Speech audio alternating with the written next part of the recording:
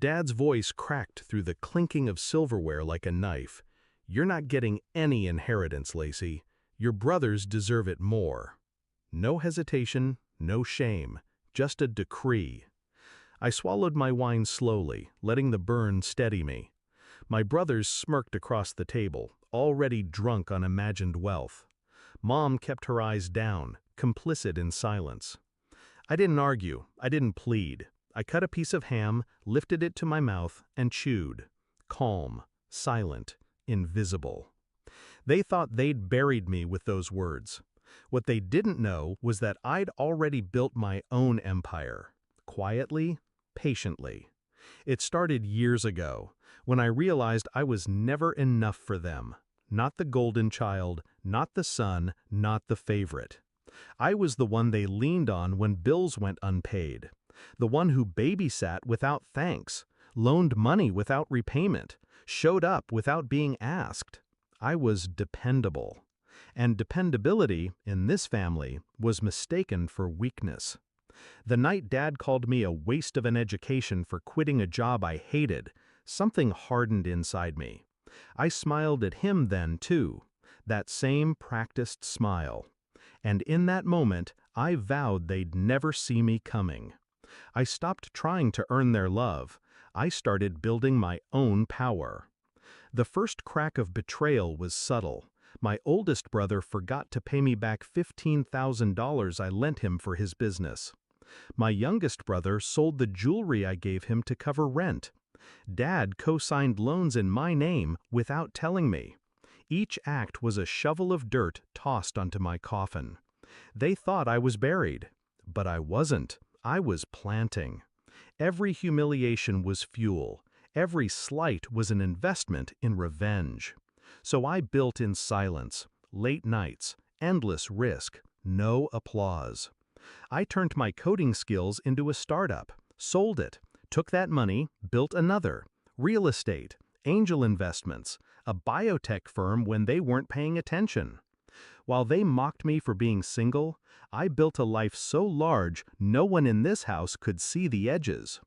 I became what they told me I'd never be, not just successful, untouchable. And the best part? I told no one. Christmas dinner was my final stage. Dad's announcement wasn't shocking, it was predictable. I knew how he'd divide the crumbs of his modest estate. I knew I'd be erased from his will like an afterthought. That's why I didn't flinch. That's why I kept eating.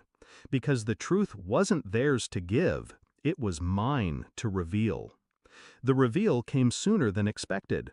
It was my nephew, the loudmouth teenager who couldn't survive 5 minutes without his phone. He gasped so loudly the room froze.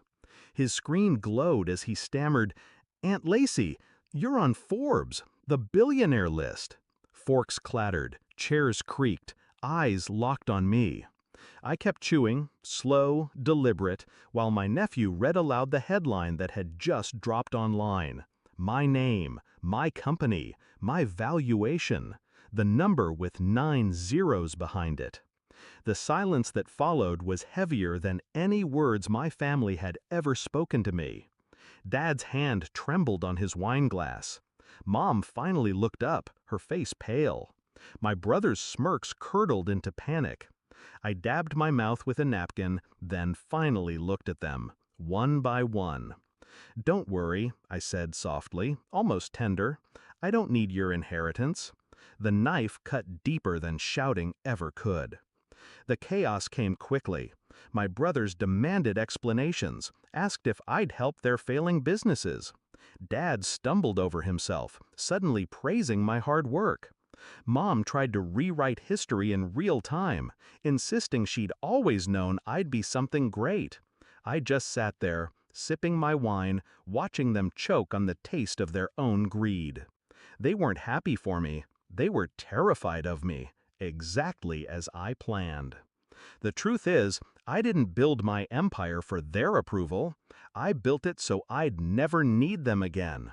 So I could sit at that table and watch their faces crumble when they realized the child they'd dismissed was now the storm they couldn't outrun. Revenge doesn't always come with screaming or slammed doors. Sometimes it comes with silence, with patience, with a billion-dollar headline that detonates at the perfect moment. As dinner ended, Dad muttered something about family sticking together. I stood, kissed Mom's cheek, and thanked her for the meal. Then I left, calm, silent, untouchable. And as the cold December air hit my face, I finally let myself smile. Because the truth was simple. They tried to cut me out of their future. Instead, I cut them out of mine.